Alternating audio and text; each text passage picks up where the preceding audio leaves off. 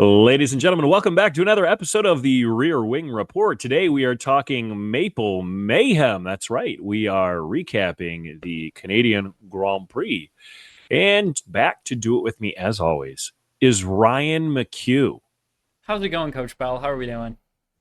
I'm doing all right. I might make a new decision, turning over a new leaf. I might go by Steve. That is my name. You're going back on it now? I don't know. Things are afoot. What did you just call me? I'm glad you were locked in. I called you Ryan McHugh. Oh, yeah, it's okay. You can call me whatever you want, I'm going to call you Christopher. King Crust. King Christopher? Yeah, that's his name in the background. Yeah. What's going on there? We got a whole lot of things have changed since we last talked, so, I don't know. I don't know what he's doing. I'm just to fill everybody in. My girlfriend and I are now engaged. So that happened on Saturday. I proposed with a puppy, and we're in the middle of crate training him. So he is in the background there, trying to get him pointing the wrong direction. He is in the background there, trying to get him used to being able to stay in a box for or a kennel, whatever you want to call it, for an hour at least. Just then I can do things around the apartment. I was trying to do laundry with him earlier, and he was just taking every sock and just running away from me. And I was like, "Come on, man, can't do that to me." But so we're in the process of training him. So I want him to be able to see me, so he's a little bit more comfortable in there. So he's just chilling in the background. And his name is Christopher? His name is not Christopher. I lost the battle on this one.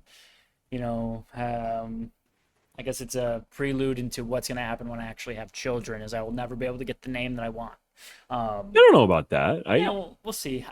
So my brother's dog's name is Maverick, so I wanted to name my dog Goose. Oh. And what'd you go with instead? My girlfriend liked Tucker, so we went with Tucker. Your fiance. My fiance. Wow, that's weird. Yeah. Huh. Yeah. That's wild. Listen, I have 3 children of my own. I named my daughter first and middle and last. And then we split my middle son. My wife chose the first name. I chose the middle name. And then our last son, she got both the first and middle name. So, you have a chance. You have hope. Yeah. Okay. Yeah. Yeah. That so, works with me. Yeah. It was a busy weekend to say that I was not as locked in as I usually am. So, qualifying, I didn't watch until I think 2 a.m. on Sunday morning. So. Oh, good. I want to look at the notes for that. Gosh. Christopher? I think he's got to go potty, so we might have to take a break here. All right, yeah. Take your time, man. Yeah, we didn't get very far. I think I pretty much put us off track at the beginning of an episode here. So. Okay. We can hop straight into things. The Maple Mayhem. You like that tagline? Yeah, it was fun. It was fun. Give us a little overview of the race. You got the results pulled up or anything? Are we live right now? Yeah, we're live right now. Oh, all right. I don't know if we even transitioned into coming back, but it's all right. You know what? People aren't here for the transitions. You could say people aren't here, but that's okay. No, I literally walked in the door and I turned my camera on and went there. I just got a crown put in, so if you see me doing that, that's fun. I got a couple shots in the jaw, so my jaw is kind of a little numb. No, it's not numb anymore because it was up in Madison, but just tender from the injections. But we had a top 3 of George Russell, Max Verstappen, and Kimi Antonelli to round out the podium. Remember when I said at the beginning of the episode last week, I said Mercedes is going to go nowhere for the rest of the season, and they just pulled off their best result. I was like, all right, bet. No, you said McLaren. Did I say McLaren? Yes, that's why I was so thrown by it during the episode. I was like, oh, I didn't hear them say that. I'm about 99.9% sure. Well, if I did, that was not what I meant. Mercedes. So I hope I didn't say that. But anyways, so we had Oscar Piastri in 4th, Leclerc in 5th, Hamilton, his teammate, in 6th, Alonso in 7th, Nico Hulkenberg in 8th, Esteban Ocon in ninth, and Carlos Sainz rounding out the top 10 with 1 point for Williams. So, Yeah. overall thoughts on the race, Ryan? Like, did you enjoy the race? Was it, interesting? How'd you feel about it after the race? I was other than watching Alex Albon, like I don't even know, like put porpoise on the grass like through that that one chicane. I thought it was an incredibly boring race. I mean, the last like 15 laps were pretty interesting because we could kind of see like the gap closing down between the top four, and like we had a couple people kind of mixed in there that were like in the top six total, but like for the most part it was pretty boring. Like I thought, like, the thing about Canada is like it's all about how good you start, and George had a great start, way better than Verstappen's. I think he was like 0.06 like faster than Verstappen. He got away clean. Like there was no drama going in the first corner. I don't think anybody even made contact in that first corner, which is pretty surprising there. So yeah, I don't know. I kind of just felt myself going like, well, this isn't that interesting of a race, but it was interesting like in certain parts of the field. Like I kept a lot of my attention on Hulkenberg, mainly because of one of your bets for this week. So I was paying attention to him a lot and kind of like looking at some of like those midfield battles, and also just seeing how terrible the Williams was for Alex Albon was pretty interesting as well. So I don't know, Yeah. pretty boring overall. I don't know. We had some drama towards the end, which made it a little bit better. Interesting. I You enjoyed it. actually, I know you did. yeah, I thought it was, it wasn't the most exciting race in the world, right? But I think that we have to reframe what is racing and what is realistic and, achievable with the regulations and the style of racing that the FIA and F1 have come up with, right? Yeah, Like, sure. I liked Pirelli doing the softest tires and pushing it to a two stop really made that interesting. And you saw a couple people like Albon at one point was really trying to push for like a one stop. And I think really kind of forcing the issue for the most part was a good choice. Like that ended up being interesting. So you saw a lot of different strategies, Verstappen going for the undercut, Mercedes covering off, and then Lando. I think that they might have missed an opportunity with him. Could have kept him out there a little bit longer and maybe done a one stop. But I think that it gave you something to look at and something to keep an eye on and monitor, where a lot of times, because of the regulations, because we don't refuel and, you only have to use the two sets of tires and just the way it's set up, they're just going to, switch the engine mode down and kind of drive to a delta and hold on. Like we can't expect wheel-to-wheel racing throughout the entirety of the race, just due to Where the sport's at. yeah. And so Yeah. so like it's a different product than IndyCar, which is fine. So I thought that they nailed it with the tires, and I think there was just enough intrigue between Albon yelling at his team and then his car quitting on him. I was watching it to see if it was going to blow up again. Like, Dude, I wouldn't have surprised me if it did happen. but that's another Mercedes power unit issue once again creeping up. So again, something to monitor. It seems like that's become a weekly thing now, except for everybody except for McLaren. Mm-hmm. But I overall enjoyed it. Like I watched it in two segments. So I texted you right as you texted me, LOL.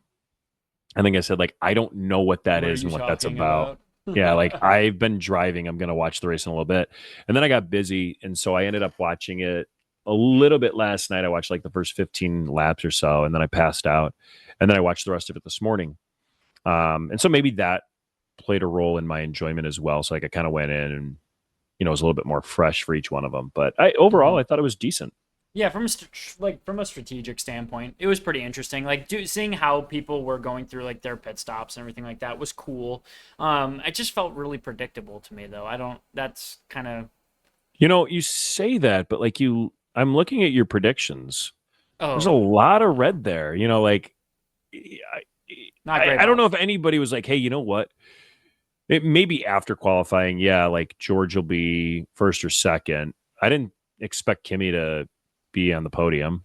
Um, I don't know. I thought it was interesting, but Yeah, no, that I mean the whole weekend I was pretty much off my game. So, and, I had a lot going on. So it yeah, is what it is what it you were is. I was focused preoccupied. on other things, but yeah, I wasn't expecting it. And like just like to even get into like our top 3, like I had Verstappen finishing second in the race. I did that was the one thing that I can actually have. I can spoil my prediction review for later on in the episode. It's the one thing I got right. And that was just because like I was like, oh, okay, he performs well here. He's gonna qualify well. He'll be fine. And I was just like, yeah, boom, like that's what I got. I did not expect the Mercedes to be able to go out there and put in the lap that they did. And I thought it was really interesting. Like George Russell after the race, they're like, George, do we feel like a stone has been turned and like we're moving forward? And he goes, not to hate on anybody in the factory or anything like that, but we have colder weather here, so we perform pretty well. And he's just like, these are the races that we are going to do well. I don't know why it surprises people that we do well in like these colder weather races, but like, I just thought it was hilarious that he was just like, no, we're not really getting better, but we just know this is typical Mercedes fashion. We're gonna perform well in a colder race because it's the only thing that makes our engine actually run smoothly. So yeah, so I thought that was cool. I mean, obviously, really cool. Kimi Antonelli, the third youngest person to be on an F1 podium. Can you name the other two? Max Verstappen and Lance Stroll. Yep. I can't believe Lance Stroll's on there, but I'm happy for him. Yeah. Yeah, Are so you? it was really cool. It was a good it was a good race. Maybe I just didn't buy in too much this week, and that was my own doing. And I'm happy for George Russell. And you know who would have hated his result? Who? Buzzsaw. Yeah. Well, Oh man, I should have texted him and been like, "Hey, George Russell won." He would have been so mad. he's not a George Russell fan for whatever reason. There are several reasons why you might not be, but let's. He seemed to control the pace pretty well throughout the day. I think it took him like 4 laps, maybe 5 laps to kind of break the DRS of Verstappen. Mm-hmm. And, that was kind of all she wrote. And then he was like 4 or 5 seconds, pretty much most of the race on out. But we'll come to third place here in a second. I guess we'll stay with the top two. What did you think at the end when you did text me? LOL. I texted you later on, and I said, "Were you laughing at George doing a brake check on behind the safety car?" My And you answer said was no. my answer was what? Yeah, no. I turned the race off because I knew that it was going to end under a safety car. Yeah. Did you go back and watch the I did. incident? Yeah, so I did end up like as soon as you said that, I just put it back on. I recorded it, so I just went back a couple of minutes and I was like, "Huh. Okay. Interesting." I mean, there is nothing in the rule book that says that you can't hit your brakes on a safety car. Like did he drop out of the delta that far where it would have warranted like a penalty for George? Is it erratic driving? Because that's in the handbook. George is And British, so it doesn't matter. well, but see, like that was what I wanted to get into. Not necessarily the British bias, but I looked at it and I don't know if he was 10 car lengths back or not, like whatever. But Verstappen passes him, right? The nose of his car goes past the nose of Russell's car. He is ahead. Mm-hmm. If you're not giving a penalty to Russell and you're saying it's not erratic driving, then why is Verstappen not getting a penalty? And if you're not giving Verstappen the penalty, it's probably due to George's erratic driving. Like Yeah. I walked out of there going like, wait, one of the two of them should have a penalty. Yeah. It just didn't make any sense. So it's one of those things again where I think they just kind of looked at it and go, nobody really gained an advantage. It wasn't that big of a deal. Yeah. And I told you they were never giving him another penalty point. But they didn't want to mess with George either. So they found themselves between this rock and this hard place. And they were just like, no, it's fine. Everything's fine. we're We'll good. give Lance Stroll 2 penalty points for a collision with Colapinto, right? Like, Yeah. Yeah, oh no, no. that's the thing is like, and we talked about it. Like, do we have a penalty problem? Yeah, we have a bad penalty problem. Like, nobody can tell you like what's gonna happen, and the like, to me it's interesting because like even listening to like Max after the race, he's like, I thought George and I were both like gonna like tail the safety car because they were going so slow. Like he was like, it was really frustrating they were going so slow. So I thought like we were both gonna get really close. He's like, but all of a sudden he just hit the brakes, and he's like, so it was just kind of like a weird little miscommunication. I don't necessarily think like, I don't know if there should have been a penalty, but like it did seem like a brake check, and it just like the safety car ended up being like 30 car lengths ahead of George after like in like a matter of like 2 seconds. So it's just like he clearly slammed on the brakes. Why are you doing that in the first place? That is erratic driving, and you're just trying to bait somebody into getting their final point. And you know what? George could have gotten that penalty point, and this is my theory. He would have gotten Max that penalty point. Max is banned for the next race. He is now able to opt out of his clause, and then he goes and takes George's seat next year. It would have happened. So, George got lucky with this one. We'll get into all that at another time, but I love the conspiracy theory aspect of it. But the bigger issue that I had, and I'm actually okay.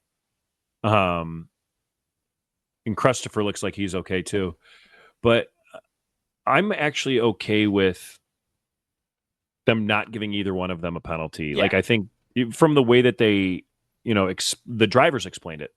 But the bigger issue is, again, the turnaround time. Max Verstappen saw the stewards and was able to leave. He was on his jet. His jet took off before the stewards ever issued a ruling. Yeah. Do you know how long it was from the end of the race until the final ruling came out? This is like trivia once again. Yeah, I'm just thinking of like, did I know by the time I went to bed last night? I don't think I did. I would say it probably took 10 hours. It was 5.5 hours. Okay, wow. Okay. Wait, what time did I go to bed last night? I must have been no attention, idea, honestly, but yeah, it was like 7 o'clock, it. and I knew that there was still like nothing going on. So I was like, oh, okay. Yeah. The one thing that was really weird to me though was like, Lando didn't get any penalty points. Yeah, he caused a collision. Like, that's an automatic at least 1 point. And that's the problem. Like Liam Lawson has been collecting those points like gold stars and like Mario Kart. But then Lando hits him and they're like, well, he didn't really gain an advantage. He ended his own race. But that's not how you're supposed to do it. Like, he still caused a collision. Yeah. And so if we look at the outcome and go, oh, well, you didn't wreck anybody else, you don't get a penalty point. Like, I don't know. It seems, again, too subjective. Mm-hmm. But one thing that is not subjective is Christopher has to pee. So when we come back, we'll break down his first pee of the day, or maybe his second pee of the day. I don't know. This is like his 15th. Dude drinks a lot of water. He's hydrated. He's got TBS. Yeah, tiny bladder syndrome. Yeah. So when we come back, we'll break down his 15th pee of the day. We'll talk about his form. We'll talk about the battle between the papaya cars. And then we'll kind of look at the rest of the race. Yeah. And our sponsor of today's episode is George Russell's brake pads, new limited edition. I'm just kidding, but yeah, we'll see you guys in a few minutes. And we're back quicker than a puppy can decide to go to sleep. Tell us, Ryan, how was Christopher's 15th pee of the day? It was fantastic. It wasn't on the carpet, and it was outside in the grass, and that's okay. So I'm good with it. All right. How was his form? He squats. He squats. I got to get him to get the one leg up eventually. We'll probably do some IT band exercises. Work on his outer, hip flexors and everything like that. But he'll get there. He's only 9 weeks old. He probably could. Give him another month or so. Yeah, get him on some steroids and squatting.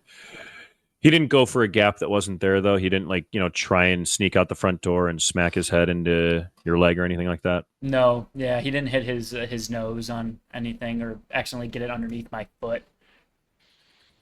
All right, that's good. Let's get into it then. Look at these. Is like we're just around it. What are we talking about here, Steve? You know what we're talking about. We're talking about Lando Norris. And listen, I think this is the part that frustrates me is I feel like he had such a good race too. Like, it was an amazing race. He started really in seventh. Yeah, like he starts in seventh and he works his way up and he's like absolutely flying. And I really wanted to see how that was going to play out. And I think it's a credit to McLaren, at least on the one hand, of just letting them race, right? Yeah. Like Piastri's catching up to the back of Antonelli, and Norris is catching up to the back of Piastri. I think like other teams might have said, hey, swap the positions, or hey, back off, give him 2 laps, see what he can do. Yeah. But it's just like one of those things like, okay, fine. It's almost the worst weekend I can think of for Lando because he made the mistake in qualifying. He overdrove the car again, and okay, he gets 7th. Then he has this great outcome, right, for the race with 5 laps left, 6 laps left. Like it was 67, right? It was so there's 3 laps left. Yeah. Okay. So it just like I just don't know if he has that calculus. Like he kind of seems to be vacillating back and forth between, I'm a little too passive and then I'm going to just go for it and close my eyes and hope there's a gap. Like I don't know what he was doing. Yeah. And it's like, hey, like he's going to gain 2 points on you? Piastri, that is, if you just stay behind him. And like, I get it, but like set the move up. You're clearly faster right now and make the pass, the next time around. You have time. Yeah, I ran to Twitter like right away, and this is what I texted you was all about this, and I typed in all caps, ha ha ha ha ha ha ha, because you and I have been talking about how we wanted the McLarens to battle for the past like 6 weeks now, and we're just like, we need to see this. And Lando, even before the race is going, we're gonna have like an incident with each other. Like it's bound to happen. Didn't think it was going to happen this weekend, but it happened. And like the thing that frustrates me the most, because like this is, supposed to be a world-class driver right now, right? Like I think like was it Zach Brown had like a statement at one point that was like, we've seen the era of Senna, we've seen the era of Hamilton, we've seen the era of Verstappen. Now it's the era of Lando Norris. It's just like, no, it's not. Like the mistakes that he makes is like just rough. And like they collide, and that's gonna happen. Like that's motorsport, so be it. But like it was, I think, lap 64, something like that, and Lando's engineers going, hey, like pedal to the metal, you can catch him, like let's go, like he doesn't have DRS, like you can get to him. And he's like, all right, cool.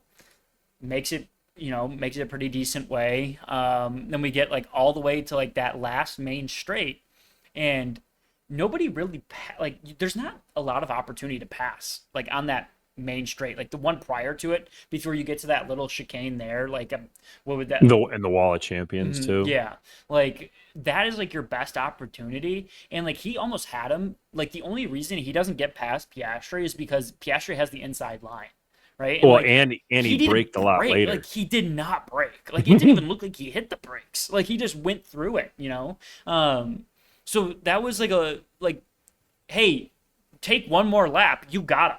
Like you're going to get him. Like, you just have to be patient. Like, that's just the racecraft that you need. Like, you can't just, go, oh, I'm going to go down this main straight of the racetrack, and I'm going to try to take the inside going into turn 1, which nobody wants at the circuit. Like, why are you trying to go left when you know he's going to have to swing out wide right to make that turn, like, in that first hairpin? So, like, what was the decision? Like, and I just don't. I can't make sense of it in my brain. Like it just No, doesn't make sense. Like, 100%. I don't I've know. watched every angle, and I have Yeah. no idea what he was doing. Like he went for a gap that wasn't there. He was going to have to put 3/4 of his car on the grass, which is going to slow him down. Like it just didn't. Yeah.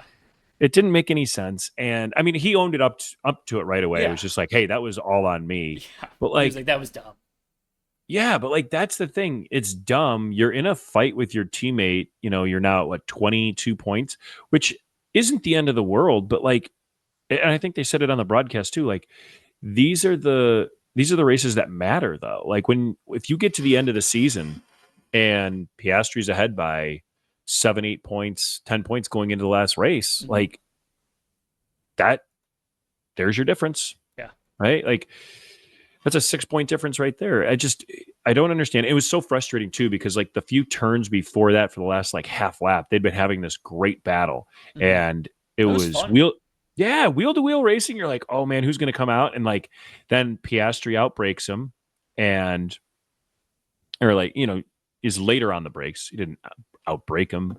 And he just has his car in the perfect position. Like, and we watched it for the last 67 laps or 66 laps before that, where if you had that positioning, you just bided your time and you waited until the next go around. And like a few people made some passes there. Like I think Hamilton made a pass or two there, but you're doing it on cars that are slower than yours by a significant margin. Like he was passing like the Alpines and the Haas's in that position. When you have someone who you are just marginally faster than, you just can't do it there.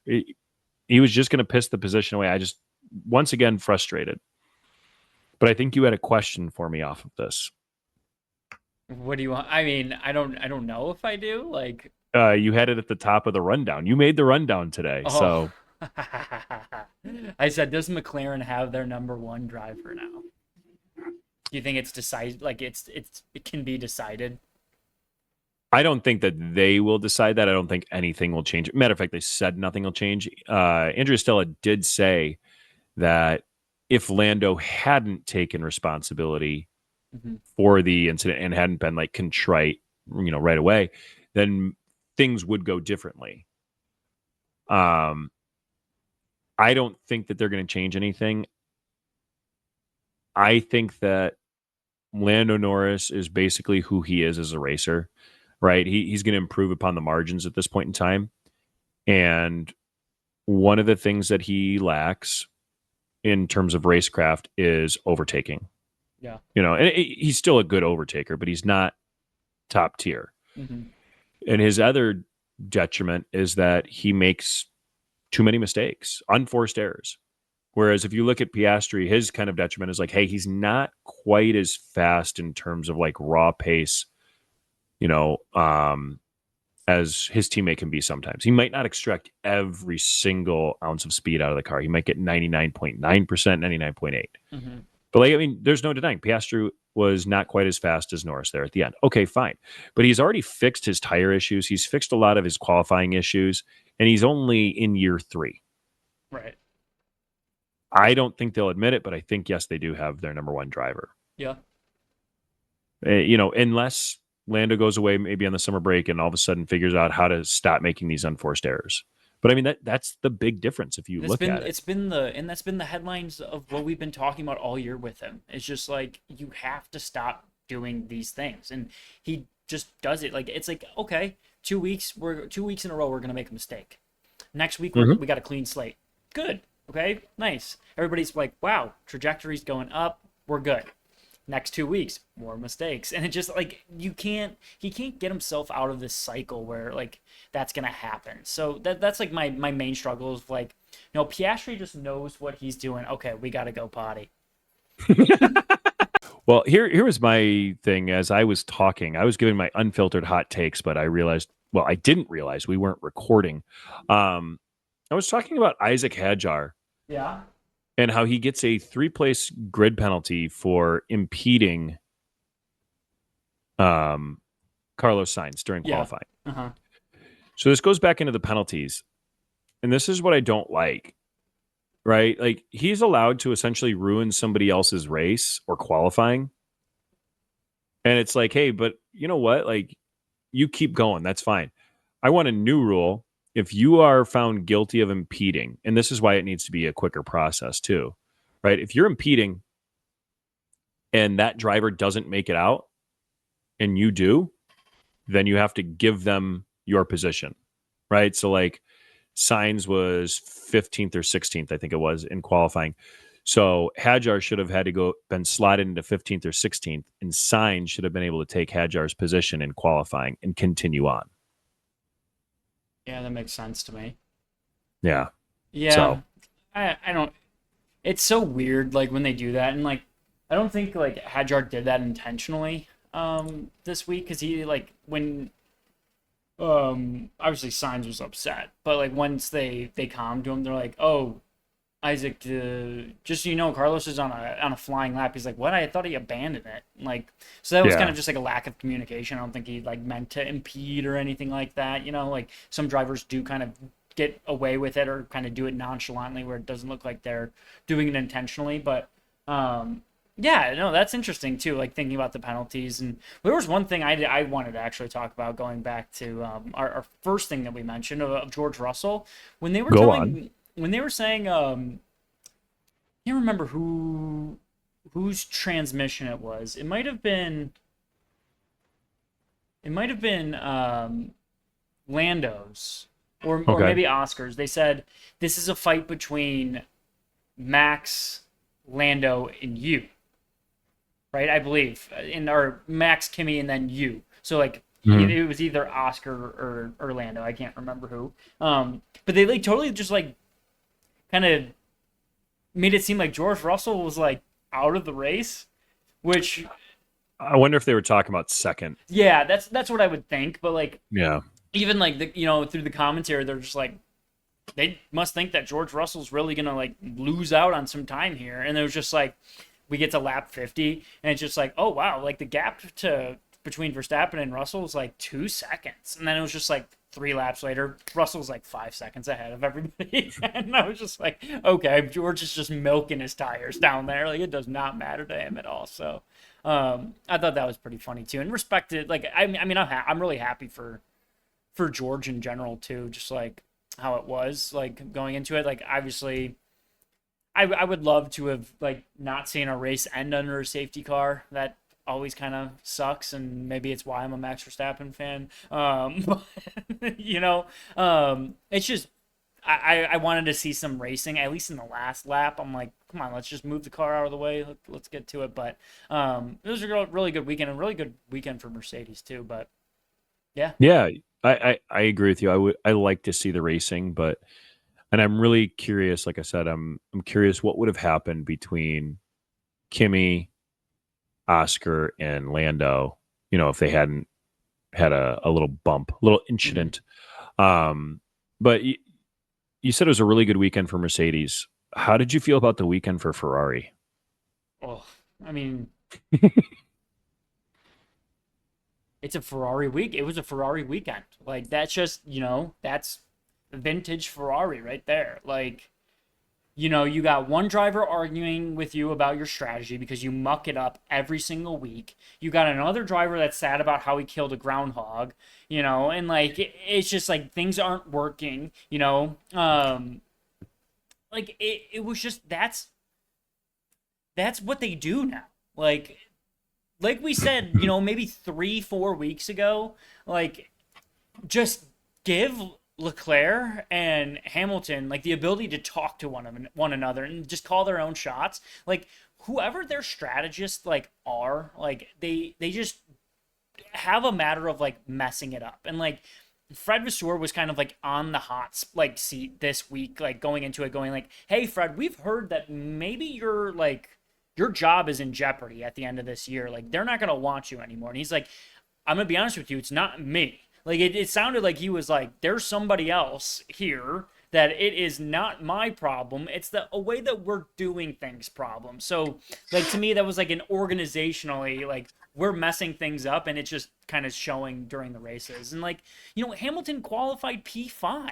Like, Leclerc qualified P8. So, like, Leclerc can be all upset about like, hey, why am I not boxing for the mediums yet? Like I could do this. They're like, no, the mediums are a little bit like slower. We need to make sure we have enough laps. And Charles is just like, it's my best tire.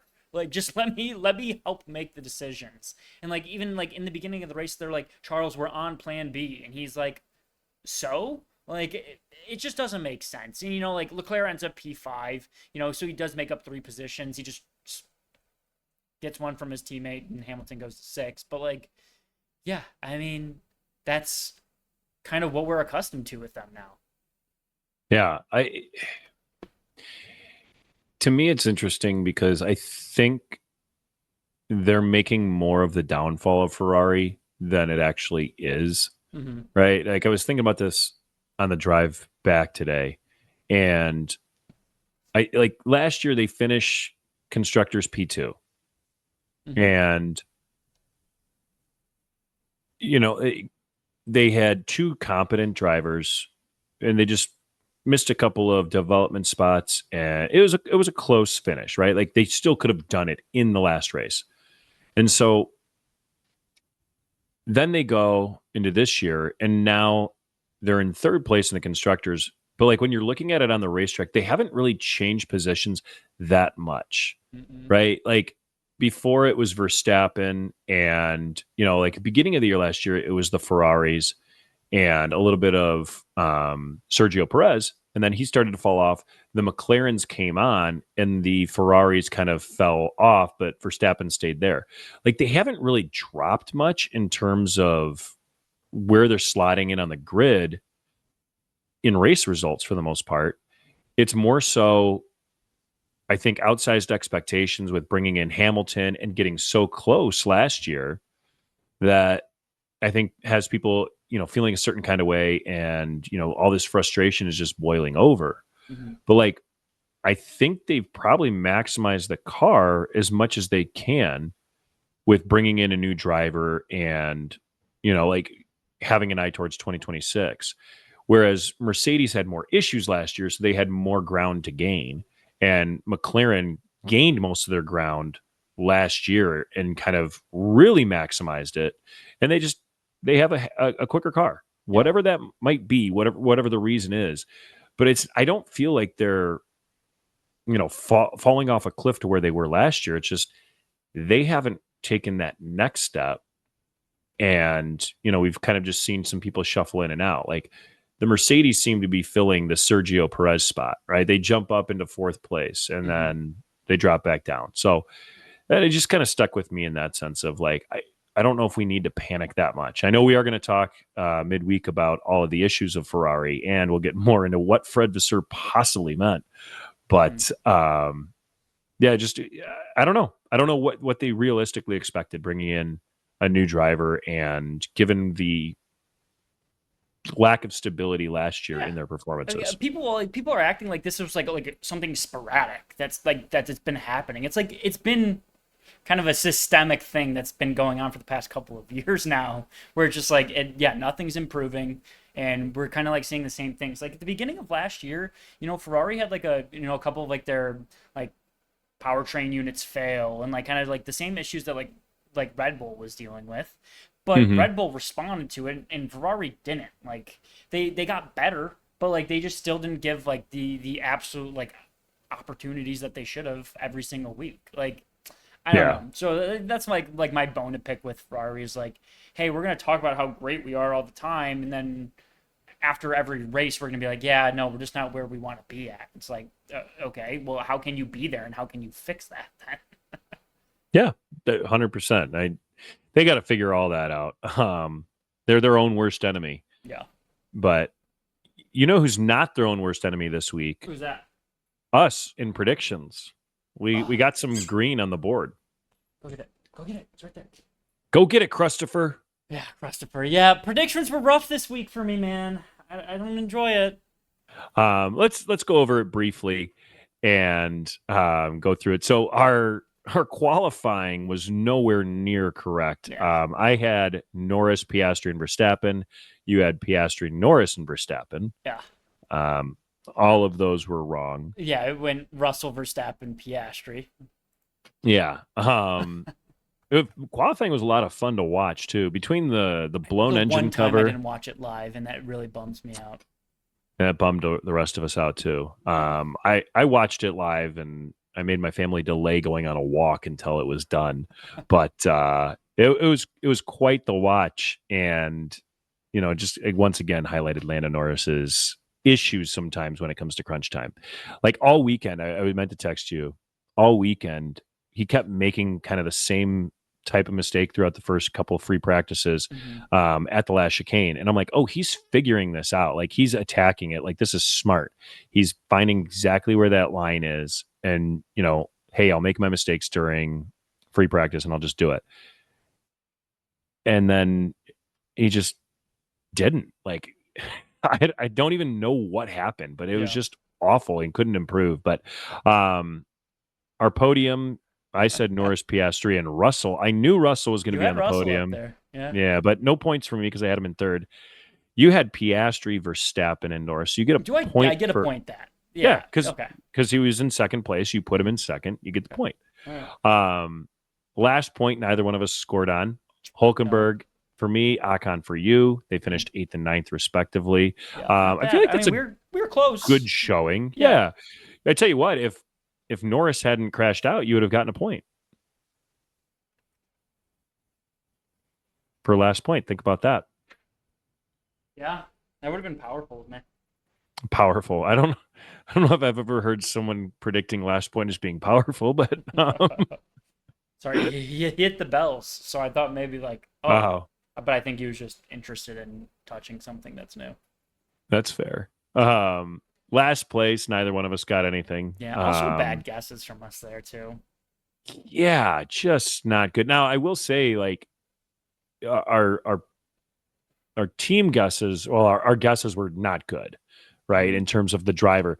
But when you look at like the team, I feel like it wasn't far off. Like Pierre Gasly, Alpine started last.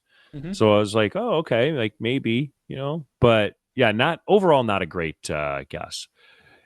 Then we get down to our best bets. You went with a McLaren double podium, like first time that it didn't hit. That's insane. It's the first race of the season they haven't had somebody in the top two. The first race all season that they haven't had somebody in the top two. Yeah. Mm-hmm. That's why it was such. That's why it's such a. That's why it's the best bet. It's like this is gonna happen. I didn't. But it wasn't. I'm telling you, George Russell really just like threw a brick through my window this weekend. Like, Well, I'm glad for it though. to a point. Cold Lando weather, Norris also threw a brick through a window too, and then he came home and realized it was his own window. But it wasn't the best bet this weekend. Good. Yeah, Hamilton outqualifies Leclerc, and it happened. Yeah. Hamilton fifth, Leclerc eighth. Don't know why it happened, and I was so worried, and I'd never been more proud of my guy Isaac Hadjar than when he gave a little dirty air to Leclerc, and I was like, yes, because Leclerc was so mad about that. It seemed like he was tracking for it, and then we were falling apart. But so I got a point there, and then finally, long shot bet. I said an Alpine or Sauber driver will outscore the Williams team, and my guy Nico Hülkenberg came through. And eked out a couple points over Carlos Sainz. So yeah, our standings on the season now, I have 14 points, and you are 5 points ahead at 19. Yeah. No, I mean, I told you the gap is closing. Like, yeah, it's 5 points right now. Like this is a great example of like this week. If you would have gotten like a lot of qualifying or podiums correct, like it would have been, we would have been tied up or whatever. So yeah, I mean, I'm closing the gap. Yeah. I am the Lando Norris to your Oscar Piastri. Yeah. But really quick before we get out of here, who do you think had the best weekend?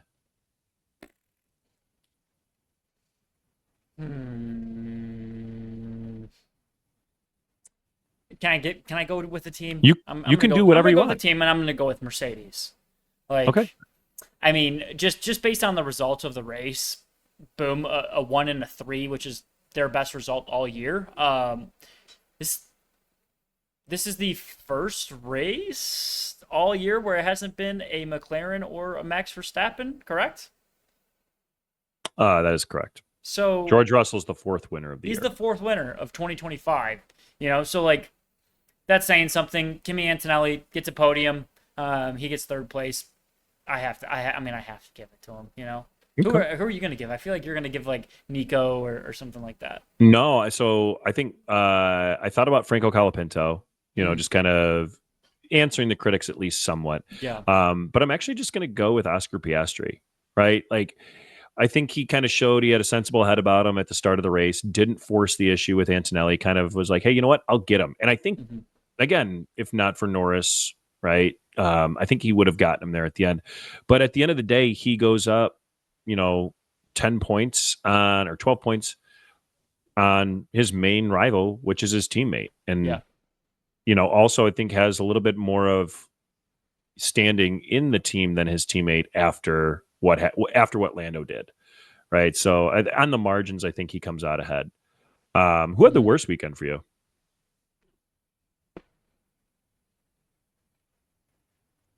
I mean, Alex Albon. Okay. It was like we're a family-friendly podcast, but it would be something show. Like is how I would describe his weekend. It was a pile of poo. Yeah, it was a pile of poo. Like it was just rough to watch. Like if I could give like a worst drive to somebody where it wasn't really their fault, Liam Lawson. Like just what a brutal weekend for him. Where there's like, hey man, sorry, we really got to take care of this power unit. We're not gonna like do anything, so we're gonna retire the car. And he's just like, all right. Like nobody ever wants that to happen. But like Alex Albon was like full-on crash out mode in like lap 2 and is just like screaming over the radio. Like it was never gonna work. And like once they finally showed like his car pulled off to the side, I'm like, why couldn't we have done this 30 laps ago? Like just been like, hey, there's floor damage here. And like 100%. just end the race. And yeah, it was just sad. I didn't like, we have higher expectations for Williams, I guess, now, where it's like, hey, like you can't have like this happening. And I get his frustration, if he feels like the team's not listening to him, but come on, you gotta maximize your results no matter what. But yeah, I get it. Like I almost went with Williams for having a worse weekend. Yeah. Just in general, when I was apparently practicing my takes, when I thought I was just filling time and giving the listener some hot takes, I talked a lot about how I thought Williams needed to fix their issues between the drivers and the pit wall, because they kept, and I mentioned specifically Albon, continually clashing with the race engineers, and Sainz expressing his displeasure as well. And so I think they need to get that fixed. But overall, I went worst weekend. It's going to sound so stupid, but I went with the Groundhogs. No, I went with Lando Norris. Like you're gonna say something like that. I know you are. No, I went with Lando Norris, just for the simple fact that it was nobody's fault but his, and like that's just got to be a terrible feeling. Yeah. Right. We go into an off week, and he's just got to sit there with it and just stew in his own mistake. And I'm sure he's hearing a lot about it, and it's just not going to be a good time for him. So I think his flight back is going to be like the worst flight out of everybody. Yeah. Unforced error, could have just gone down 2 more points instead of 12 more points. So not to belabor the point, but not a great time from him. And then Ryan, what do we have coming up next week? We don't have a race later on. We don't have a race, so that kind of sucks. Our next race is June 29th, and that's in Austria. So that's the Red Bull Ring. One of my people don't like it, but it's one of my favorite tracks. I like the Red Bull Ring. I love the Red Bull Ring. Yeah, I think it's really exciting. Like, I don't know. But yeah, so we have that coming up in 2 weeks now. Wow, June is going by quickly, but also slowly at the same time. But before we get to that point, we do have a couple of things that we want to talk about to you guys. So like we'll have a little bonus episode coming up probably later this week, you think? Yeah, why not? Yeah. Later this week. And we'll talk a little bit about like Ben Sulayem and Carlos Sainz Sr., and how they're kind of battling things out, and kind of some like new FIA technical updates from Ben Sulayem, and kind of like what he has to say. Then we'll talk a little bit about Fred and what Fred was on the hot seat for, and kind of some Ferrari things. Fred. Like, yeah, Ferrari Fred. So yeah, we got a lot to talk about. And hopefully we get a couple more things about Cadillac. Cadillac Corner. We got maybe a potential sponsor. We do have a sponsor that we're going to talk a little bit about. We haven't talked to each other about it. It's old news, but we're going to act like it's new news. And yeah, so we got things to talk about. Yeah, and anytime you want to talk to us, hit us up on our socials at Rear Wing Report for pretty much everything. Rumor has it Ryan is going to post our first TikTok this week. It's probably just going to be of Christopher. Yeah, but probably barking at me in the first 3 minutes, going, "I got to go to the bathroom. Stop recording." If Christopher was a driver, which driver would he be? Driver. Probably Isaac Hadjar or Lance Stroll. Wow. Okay. I think just in terms of their personalities, Isaac Hadjar, nice and bubbly, very friendly guy. Lance Stroll, very whiny. He does whine a little bit too. Okay. So. Okay. Fair enough. Yeah. So I mean, maybe a little mix of the two of them. I wish he was like a Max Verstappen. He's like, I'm gonna do what I need to do, go to the bathroom when I'm asked to. But fair enough. We'll get there. We'll learn. Sounds great. So yeah, hit us up at Rear Wing Report on pretty much everything. And then if you have any business inquiries or you want to sponsor us, hit us up at therearwingpod@gmail.com. And then a little teaser here right before we go, Ryan. We are going to have a social media competition coming up for some merch. So keep an eye out for that. We'll post it on social media, and we are going to announce it on the podcast as well, either later this week or on next week's Sunday, Monday episode. That's a blast. Yeah. All right, buddy. All right, buddy. Well, you have a great day. Pleasure. Yeah, you have a wonderful time. See you guys next time.